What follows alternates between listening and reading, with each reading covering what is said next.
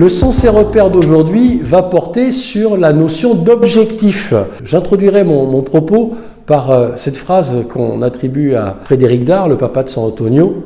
Tout objectif flou se termine inéluctablement par une connerie précise. Alors pardonnez-moi d'avoir démarré cette vidéo par un gros mot, mais pour autant, c'est une vraie réalité qu'on peut observer dans de nombreuses circonstances où on va attaquer l'année avec des choses parfois pas toujours extrêmement claires dans la façon de les mettre en œuvre. Et j'ai envie de dire, tous les managers, certes, ont des objectifs qu'ils savent apprécier de façon très précise et très rigoureuse. Je pense notamment à tous ceux liés à la performance commerciale ou économique du périmètre qui est le leur. Et puis, il y en a d'autres qui sont parfois moins évidents à appréhender parce que beaucoup plus qualitatifs.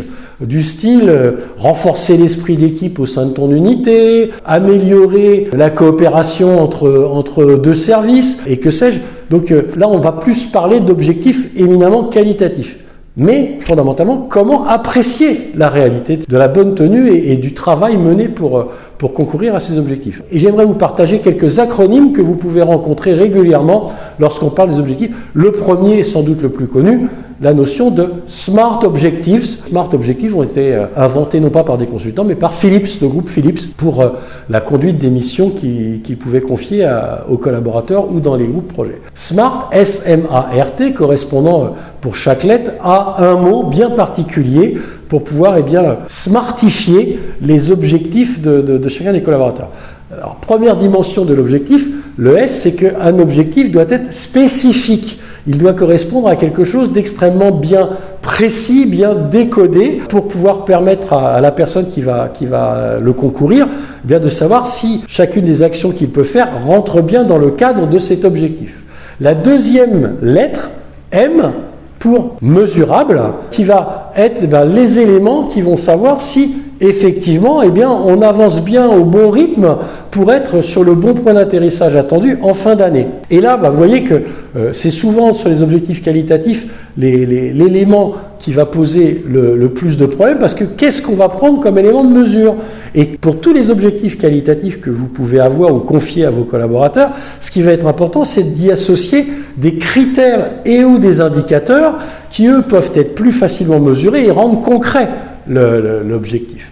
Troisième dimension, c'est la notion du A pour ambitieux, ambitious, qui va permettre de travailler quand même aussi la notion de dépassement de soi. Je ne connais pas de sujet où j'ai envie de mettre de l'énergie s'il me semble facile à mettre en œuvre. Donc la notion de challenge, la notion d'ambition doit être importante pour permettre à tout un chacun de se créer les bonnes énergies pour avancer et concourir à l'atteinte de son objectif.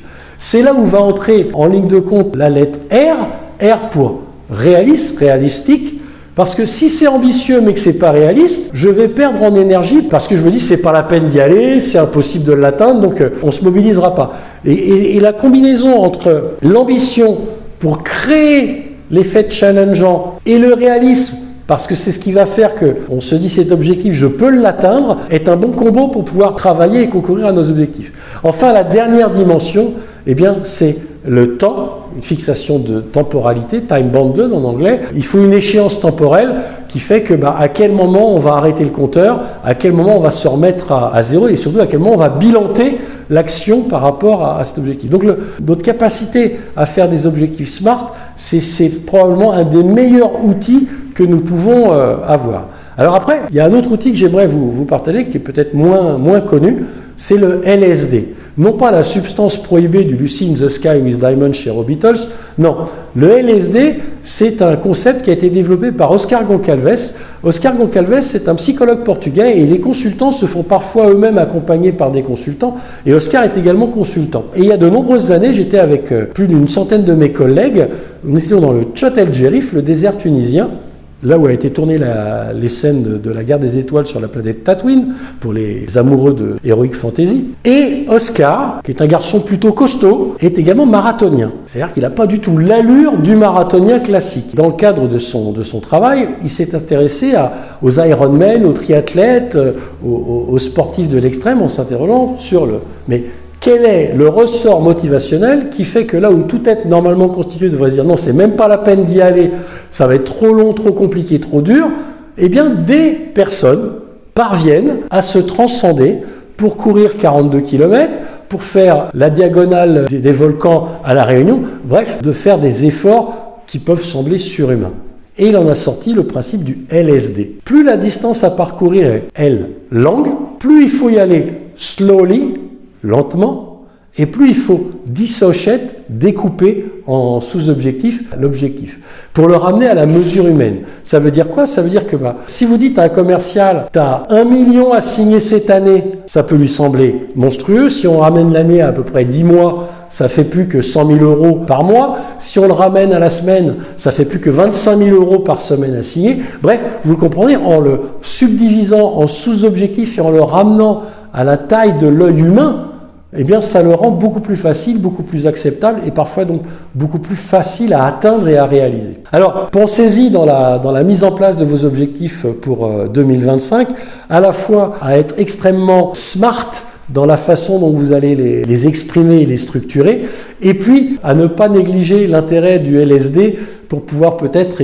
les ramener à une dimension plus facilement absorbable par chaque individu, par chacune des personnes à qui vous pouvez confier un objectif. Il y a une chose que j'aimerais partager avec vous autour de la notion d'objectif, c'est que parfois, plutôt que de s'exprimer en objectif, ça peut avoir beaucoup de sens pour le collaborateur que vous vous exprimiez en résultat attendu ou en livrable.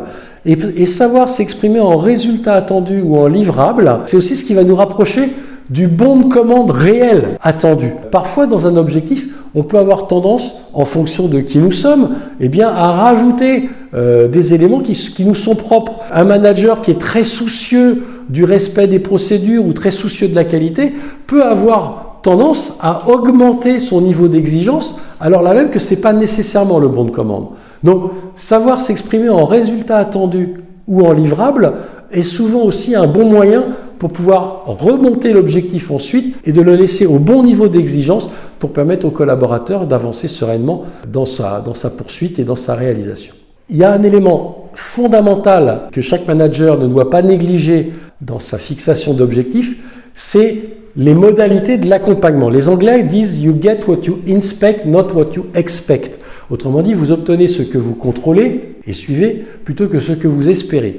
Et le plan de collaboration managériale que vous allez établir avec vos collaborateurs ou avec vos collègues pour arriver à avoir des étapes et des échéances où vous allez pouvoir suivre régulièrement l'avancement, faire des points qui vous permettent de savoir si on est en train de glisser par rapport au rythme que l'on s'est fixé, par rapport aux prévisions que l'on s'est fixées, sont aussi pour vous en tant que manager un des outils majeurs pour pouvoir atteindre les objectifs et pour pouvoir réussir les missions qui vous sont confiées et surtout celles que vous confiez à vos collaborateurs. Alors, ne perdons pas de vue, le SMART pour fixer l'objectif, le LSD pour le ramener à la mesure humaine, le contrôle et le suivi pour s'assurer qu'on ne dérive pas trop ou trop vite par rapport à un sujet à faire régulièrement.